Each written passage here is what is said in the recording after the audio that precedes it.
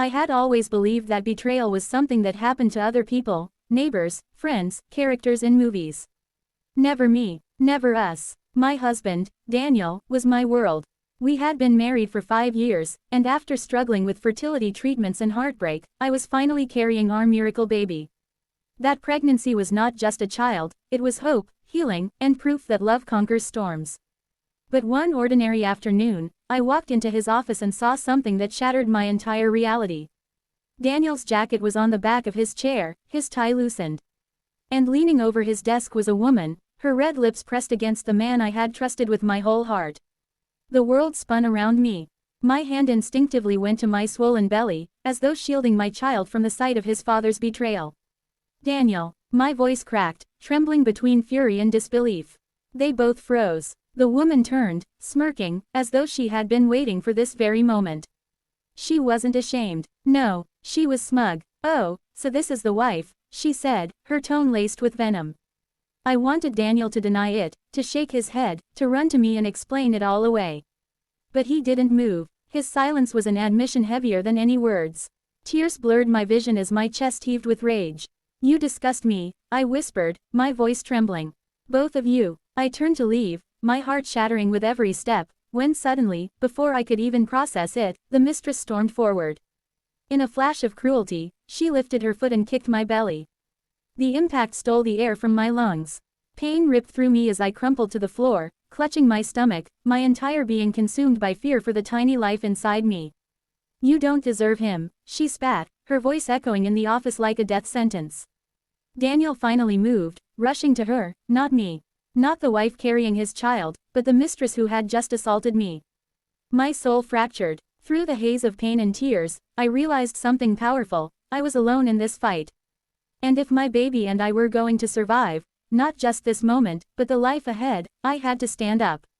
Security was called. An ambulance rushed me to the hospital. The hours waiting for the doctor's words were the longest of my life. I clung to my belly, whispering, "Please, little one, stay with me." By some miracle, my baby's heartbeat was strong. Bruised, shaken, but safe. Relief poured from me in unstoppable sobs.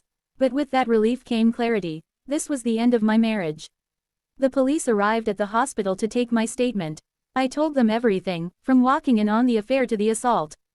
They assured me the mistress would face charges. As I sat there, Daniel finally showed up, his face pale, his excuses tumbling out. "I didn't mean for it to happen," she just. "Stop," I cut him off, my voice steadier than I felt. "You didn't mean for me to see. Or you didn't mean for your mistress to attack the mother of your child. Which is it, Daniel?" He stammered, his eyes darting, searching for sympathy that no longer existed. For the first time, I didn't see the man I fell in love with. I saw a coward, and I knew I could never raise my child in the shadow of his weakness. Weeks turned into months. The mistress faced charges for assault, and Daniel's reputation at work crumbled when the scandal spread. As for me, I chose a different path. I moved out, surrounded myself with friends and family who reminded me of my worth. I began therapy, not just for the betrayal, but to learn how to rebuild myself piece by piece. The day my baby was born, I held him against my chest, tears streaming down my face. He was my strength, my second chance, my reason to keep walking forward. Looking into his innocent eyes, I vowed never to let betrayal define me again. Months later, Daniel came to see the baby, his face tired, his words filled with regret. But I had no space left for his apologies. I had found my strength in the very moment I thought I'd lost everything. I told him calmly, "You don't get to break me twice. Our son deserves a mother who knows her worth." And I do now. Walking away wasn't easy. Healing wasn't immediate. But each day, I grew stronger, more determined to show my child what resilience looks like. The mistress thought she could destroy me with one cruel act. Daniel thought his silence would keep me bound to him. But in the end, their betrayal gave me the greatest gift, the strength to rise. Sparkle's message for the audience.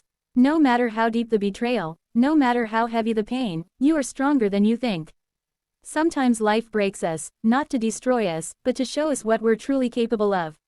And when you rise not just for yourself, but for those who depend on you.